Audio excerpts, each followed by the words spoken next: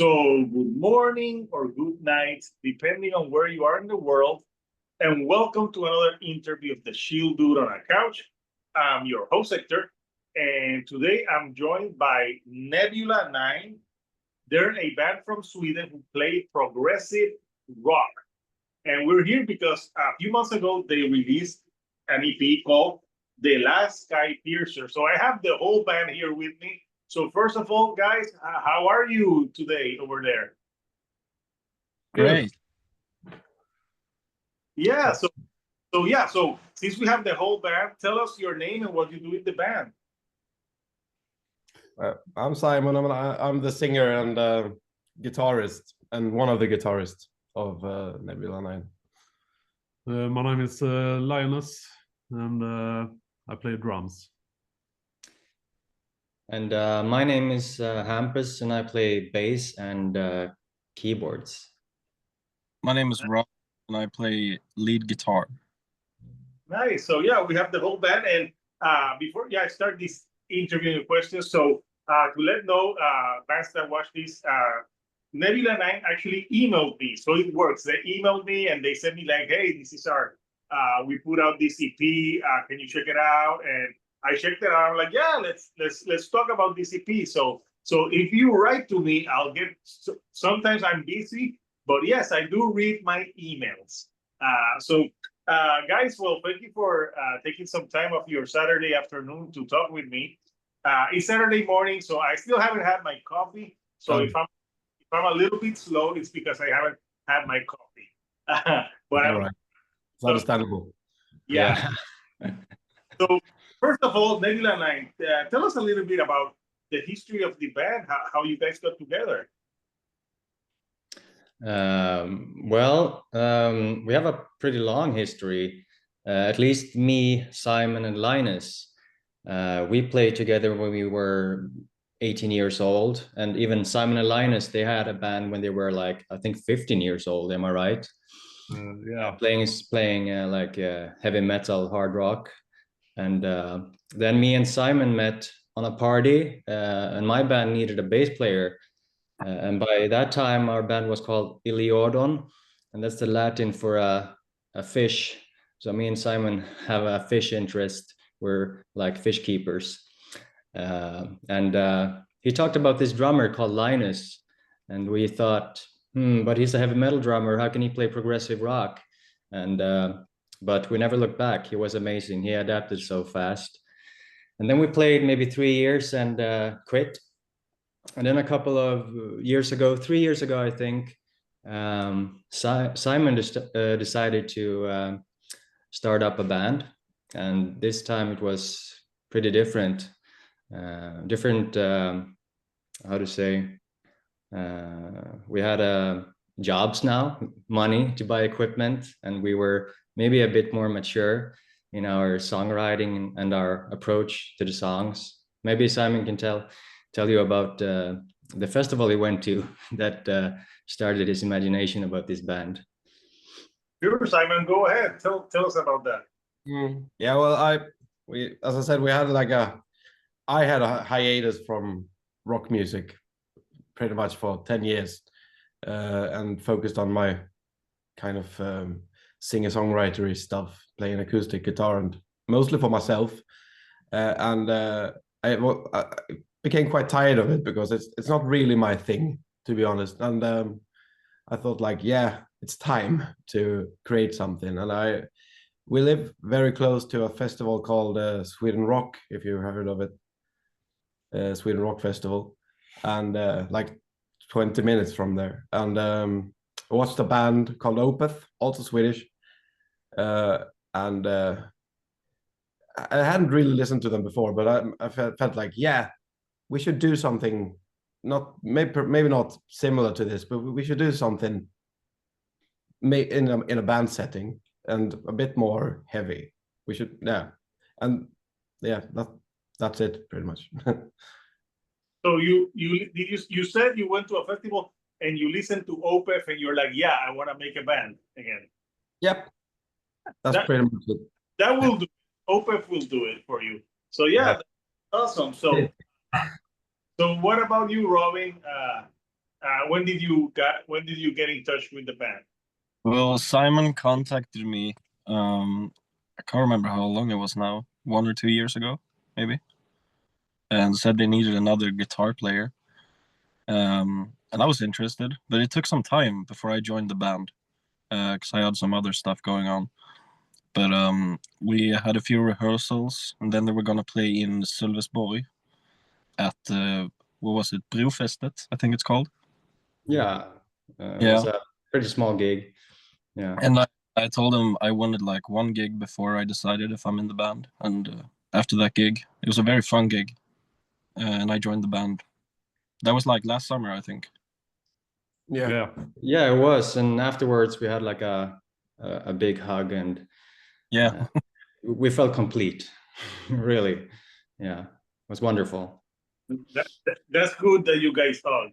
It's very important. Like just because you're in a prog band or doesn't mean you're not allowed to hug. So, so now you're together. So tell me a little bit about maybe like bands that influence your musical style. I think it's a fairly great mix of different stuff. You know, I'm historically, at least, I'm mostly in command of the song process of writing songs, and I'm not familiar with this kind of music, and I haven't really listened to this, you know, heavier progressive music before. And we play fairly different stuff though. So I mean, but I'm coming from the 70s prog Genesis, yes, but also Beatles, and I was a big Maiden fan back in the days, and still am. So it's different stuff. Yeah, and I guess I tend to gravitate more towards a bit the later kind of progressive rock, like Rush and eventually Porcupine Tree. So maybe I'm a little bit more familiar with this, like sometimes riff driven and a bit heavier prog rock. But yeah, I listen to all kinds of music. Any music that moves me is perfect, except like extreme metal or black metal. I can't deal with that. Yeah. An acquired taste, yeah. Yeah. Well, it's very different. I have multiple influences because I've played a lot of different genres, but I would say the main influence I have is probably prog metal, I think. So it's like the same with Hampus and Simon. It's progressive, but it's newer, and then it gradually goes down. Simon is the oldest, Lixon. OG. The OG 70s to the 90s to the 20s.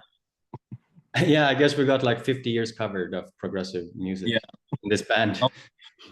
Yeah, I used to play heavy metal back in the day as well. And that's the Yeah, I'm the metal guy here. The banger. Yeah. the metal. What? Tell us about your influences, man. I'm coming from the 80s hard rock genre. My favorite band is Judas Priest and Metallica and Maiden. But when I joined in Il Jordan, I started to like Rush and Pink Floyd and all that stuff a little bit more. Before that, I wasn't into Rush and that stuff. But yeah, I started to gravitate more to it, and I liked it. And I like all kinds of music in the hard rock and metal style. But yeah, I like prog metal too. Nice.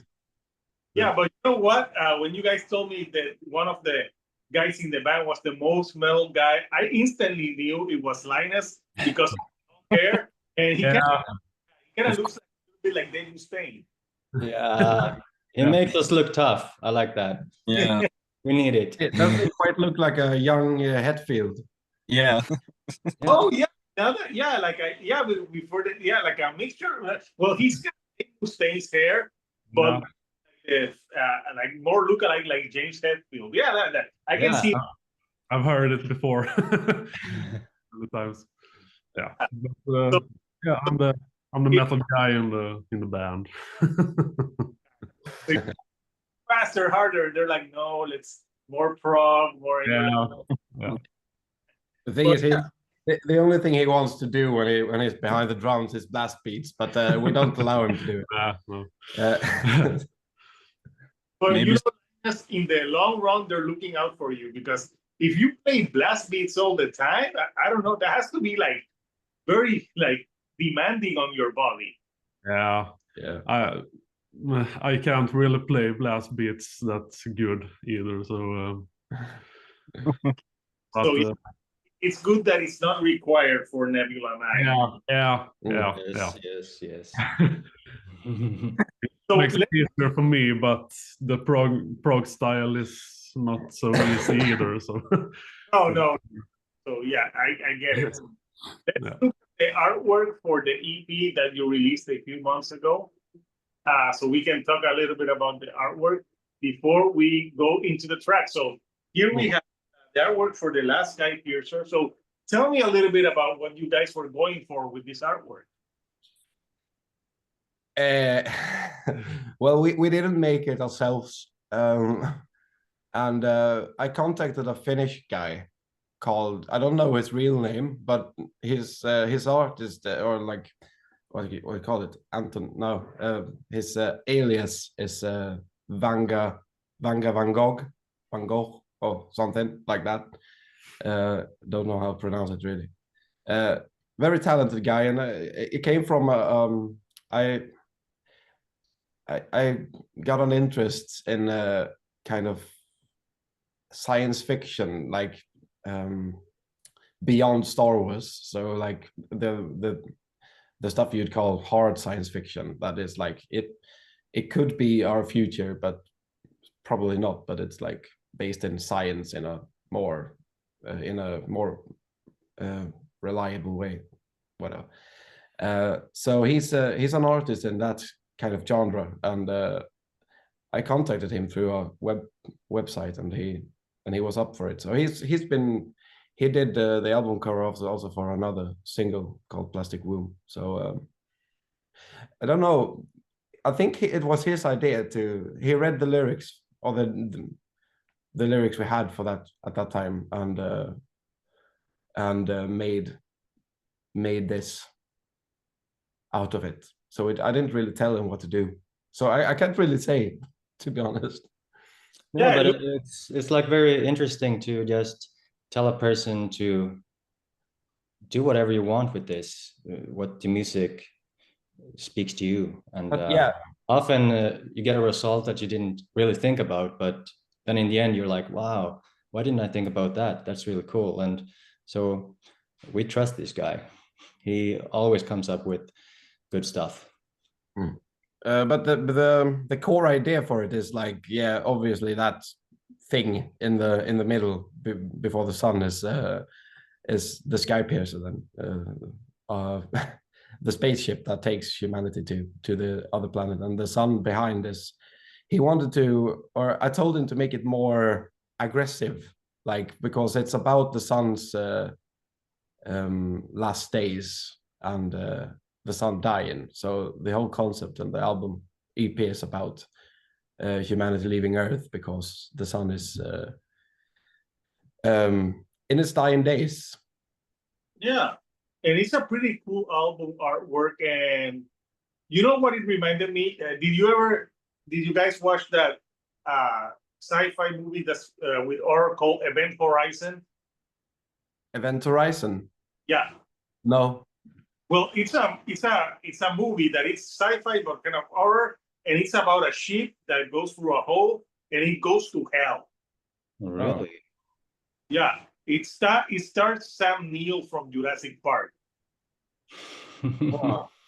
Movie from the 90s. You should Event Horizon. It's a pretty like it wasn't that popular, but it's not Star Wars. It's very like dark.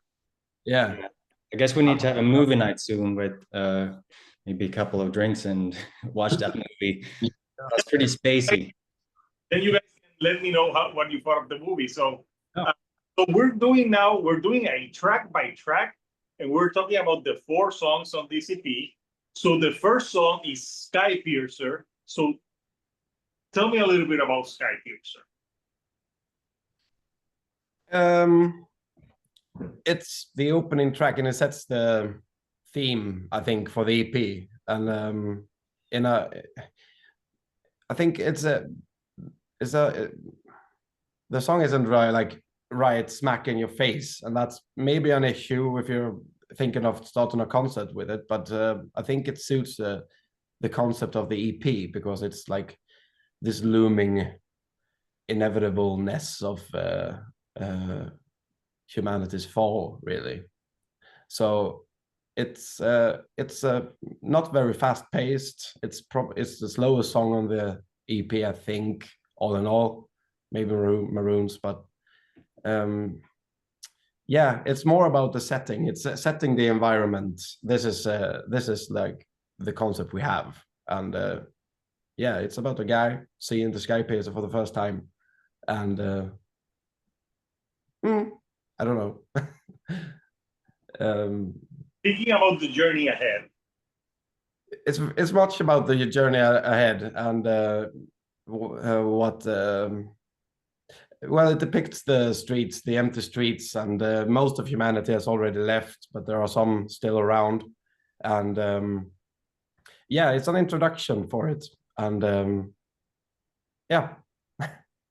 Yeah, and the feeling I get, at least if I talk about my point of view about it, I think the verses are very like beautiful and pretty slow, but still beautiful. And then we go into the chorus, which I think it should give you some kind of stress-related feeling, because that's when they are about to board the last Skypiercer. You hear a sample say "last call, last call." So I think it's how to say, a pretty big contrast between the verses and the chorus that we are happy about. There's an urgency in it as well, and I think it's the song is in quite fast-paced 7/8, so it's counting to 7 every beat in a fast way, and that adds to like the distress, the undertone of distress of the whole situation, really. So yeah, it's a restlessness in it as well. It's slow, but it's restless. And I can relate to it, because just think of every time you're trying to board a freaking airplane. You have to do that line. So it's obviously not the Earth is not going to be destroyed, but you get that feeling. So yeah, it's a great. I like it's slower and it picks the pace. Like it's almost like a setting of what the whole EP is going to sound like. Yeah, exactly. And that funny you should mention the airplane thing, because the idea behind it, everything is like, yeah, you're rushing to a flight, and you don't want to miss it. And I've never missed a flight, but I can kind of imagine how it would feel, and I wanted to catch that feeling in the EP. Feels horrible. Yeah. So yeah, you nailed that feeling for sure. That was the whole idea behind it, really. I wanted to kind of catch that feeling in a sci-fi way. You captured the feeling, yeah. Yeah. So that's fun. The second track on the EP is called Terminal. Tell me a little bit about Terminal. Anyone else want to add? I mean, the only thing I can say about it is that it started with an idea that I made with just keyboards and a synth, and I called that idea "creepy shit," because I was thinking about Halloween or something. And yeah, then Simon made his magic with the song, and we collaborated in the rehearsal room and in the studio, and out came Terminal. and I guess it's a kind of stressful song too. Like when they're rushing to the terminal, a lot of turmoil is going on. Are we going to board the Skypiercer or not? Are we going to be left alone on the Earth, watching the sun eventually, how to say, swallow the Earth? Maybe you can say something more about it, Simon. Yeah, I think you nailed it quite well. That's really it. And well, it's actually it's the second song on the EP, but it concludes kind of the story in a way, because the gate's closed and he's screwed after this song. So I mean, it's kind of the end of the concept in a sense. And the other two songs later, the other two songs that come after are mostly like reflections of like how he feels. So it's Skypiercer and Terminal are like progressing the story or plot forward, really, and it's not much happening after it. So the bulk of the story is Skypiercer and Terminal, really. So basically, at the end of Terminal, the main character, like, he misses the flight. Yeah. It's a shame. The lyrics aren't on YouTube, Spotify for some reason. They should be, so, because I think that would be it would be a good thing to have them there for people to read and to dive into the story a bit more. But I don't know why they aren't there. But yeah, that's pretty much it. And I don't know, the Skypiercer takes only so many passengers, so some people have to be left out, and he's one of the people who are left out and stranded on Earth But the story about this, it's so relatable, because I don't know why I think of that douchebag Elon Musk. To go to, I'm like, yeah, go on your spaceship to Mars and stay there, you asshole. So the next track, I dislike him a lot. So the next track on the record is called Blood Red Eyes, which basically it's the people who stay there looking at the sun coming at them. Say that again. Is it blood red eyes? Are their eyes red more because the sun is approaching the Earth and it's their imminent? It could be one interpretation. How do you say that? Interpretation. No, I mean, maybe if it is for you, sure. For me, it was more he's had a sleepless night and he's tired and devastated, and he's probably been crying quite a lot, I guess. So hence the blood red eyes. It's a figure of speech as well, I guess. So it sounds metal. Track on the story darker. Yeah, make it darker. So if the other songs are, I mean, the other two first songs are based on situations, I guess this Blood Red Eyes is more, you dive into someone's head, someone's observations and thinking and thoughts about where he is at the moment, and maybe thinking back on his life and his short future to come, I guess. And another cool thing about this that I really like is that Simon, he came up with like an intro on the guitar, and then next time I heard it, it was not a guitar anymore, it was a sitar. So I think that added a lot of interesting flavor to the intro. I put that, it has that Middle Eastern sounds in the introduction of the song. It's actually a real sitar. The sitar, nice. Yeah. Not a MIDI one or like a software sitar. It's a real Indian sitar. So that's when we were gonna record the guitars, we did it at my place, me and Simon, And we went to his place to pick up some stuff like guitars and cables and whatnot. And he just mentioned, "Oh, I have a sitar." Like, that's so fucking cool. It was a real handmade sitar. So we went down there. I was like, we gotta record this some way. We gotta find a place for this, and it turned out great. Yeah, it gives it like a different flavor at the beginning of that track. So Yeah. And I was skeptical at first, I have to say, about the sitar. So it was all thanks to Robin. Yeah, exactly. Yeah, Robin still got that young mind, you know, and he's not scared of trying out new things. That's great. We'll see if we bring out the sitar on future tracks. We'll see. Yeah, maybe banjo.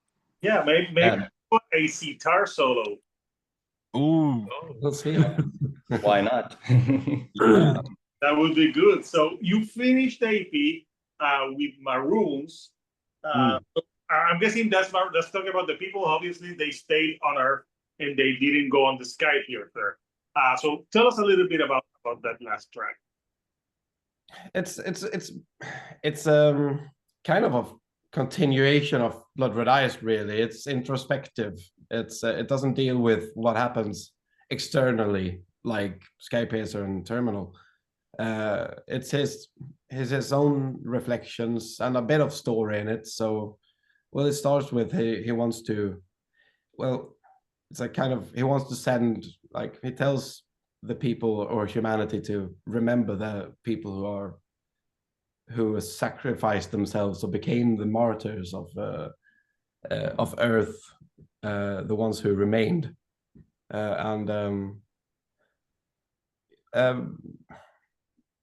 then it's about also when the Skypiercer leaves and he sees the Skypiercer leaving and shrinking up in, disappearing up in the sky. So it's a bit of story in there as well. But yeah, it's introspective and open-ended in a sense, because he wades out in the water in the end, and no one really knows what happens after that. Not even us. Yeah, part two. Part two. We have some things cooking at the moment. So yeah, there will be a part two. We don't know if the ship got somewhere that's worse. That you guys know more than me, but you just said you didn't know. So, but yeah, it's a cool concept because it's an EP. It's 22 minutes long, so it's not that long, and I think it's a story that is it's progressive, but it's, you can follow it. You can follow the story, but yeah, the lyrics need to be in there so you can get it more. But I analyzed the best that I could. Yeah. Well, yeah, it makes it easier with the lyric sheet before you. Yes, it does. So yeah, so this album, you released it in February. Is it only digital, or do you have some physical copies of this? It's only digital right now. We have talked about making some hard copies and stuff, but yeah, we don't know quite yet. So where can people follow you? Follow us. Yes, on Instagram. Oh, that's Hampus. Yeah. Basically everything. I don't think. Do we have it? They can follow us on TikTok, Instagram, Yeah. Facebook, Bandcamp, Spotify. These are all kinds of platforms, except MySpace. I missed MySpace, but yeah. Yeah, me too. Funny, I said, Simon, where can they follow you? He looked like I don't want people following me. I'm like, online. There's no one following you right now, Simon. But so the EP is really good. I would recommend it to anyone who likes progressive rock and storytelling. So my final question for you has nothing to do with the band, but as you know, as we're recording this today, today's Record Store Day. Oh. Yeah, I don't know if you celebrate Record Store Day over there. After I finish this, I'm gonna go to a record store because it's when they release different stuff. So, well, my Like, if you said, did you get anything for Record Store Day? Or if you didn't, what would you get for Record Store Day? Well, I've never heard about Record Store Day. I haven't seen a record store in like 5 years, maybe, and that's pretty sad, to be honest. I remember when I was a kid, it was super nice to hold a CD in your hand and read the book and everything. But do you mean like what I would buy in the store? Yeah, what you would buy if you would go to a record store. I don't know. Let me think about this. Do you know Robin, Simon Linus? I've always wanted to find The Lamb Lies Down on Broadway by Genesis, the double CD concept LP that they made, the last one with Peter Gabriel as a singer. I always wanted to have that. It's not too rare, but I've never really seen it, so that would be my go-to. Okay, good choices. So yeah, anyone else? Anything that you would get, Linus? I don't really know, man.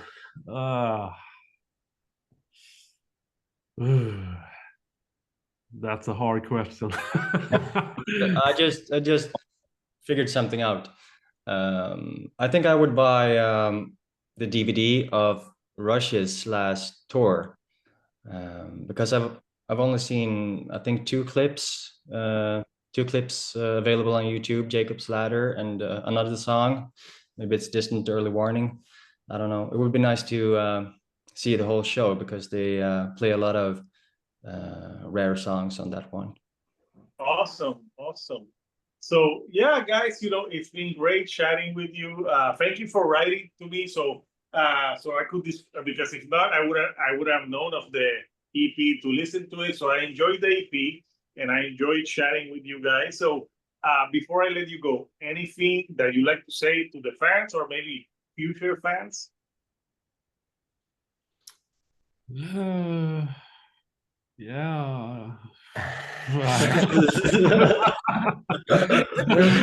Well said, Linus. Yeah, well said. I mean, yeah, I mean, follow us on social media, listen to our songs on Spotify and all the platforms that would help us. And eventually we're going to print some beautiful shirts.